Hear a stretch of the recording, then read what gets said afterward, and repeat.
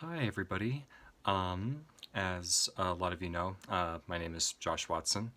I guess I'll just get started with this. So, as far as this critical race theory narrative goes, um, well, when I think of my own racial identity development, I think about what it means to have grown up as a white male, you know, and I also think about the those different videos that we watched where people from different cultures and different races were exploring their own identity development and kind of like what experiences they had, or kind of like what racism and different things like that meant to them.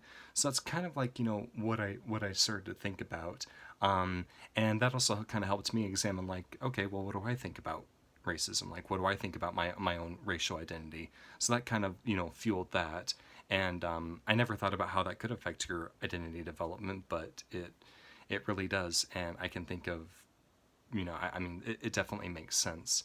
And I think I first became aware of this in elementary school when I started to see different kids that were, that looked different from me. They were Spanish. They spoke Spanish, or their skin was a little darker, and different things like that. And I think that's kind of where it really started for me. So, and then when it comes to this next part with institutional racism, I thought about this really hard, but I don't think I really ever experienced that myself. Not that I can think of personally. Um, so, since that is the case, I would describe institutional racism as being treated unfairly when it comes to educational opportunities, employment opportunities, healthcare, housing, different things like that. And um, and I don't know. I think maybe the reason I never really experienced it before was because of who I am. I guess since I'm white and I'm a male, so maybe um, I don't know. I guess I'm trying to describe this the best way I can, but I think that might have been why. So maybe I had that certain privilege, I guess, like we've talked about in this module this past week. Also, a lot of my close friends that I would play with and hang out with on a daily basis, they were also in that racial group as well, and as well as a lot of my neighbors. So maybe that's why I never really experienced it myself, I guess, and I guess being in that sort of friend group kind of kept me in that mindset where I never had to worry about those kind of things, or I never really had to think about that a whole lot, I guess. So um, and so next question with the Erickson stage is, I thought about a couple of them, and I decided to go along with the stage that I was in when I kind of started looking at my own racial identity. And like I said, I never really experienced this sort of racism myself ever. So, but I think that trying to see what I put here. Yeah, so in this stage, you're trying to win the approval of your peers. You're trying to, take the initiative that you have to like become better, to learn a lot more.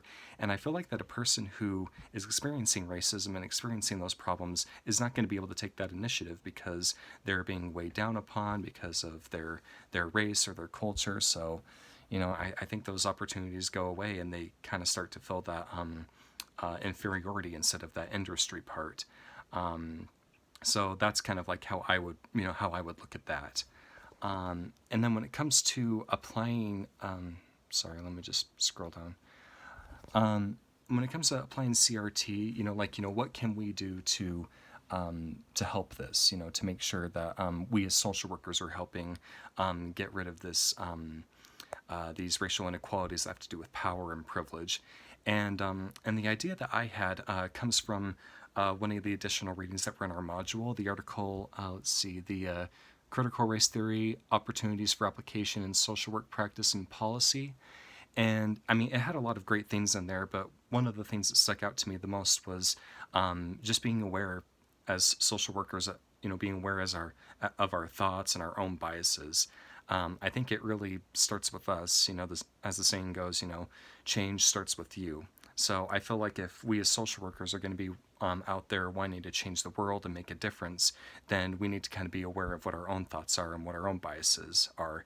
And then when we realize that, then we can kind of look at the systems and look at the different assistance programs and say, okay, well, this looks like that, I never really realized that this was causing a problem for this group of people, or this group of people was making it hard for this culture, this racial group to get the help that they need. So, different things like that have kind of made me, is what I thought of. So just having that awareness and, following those core social work values. So.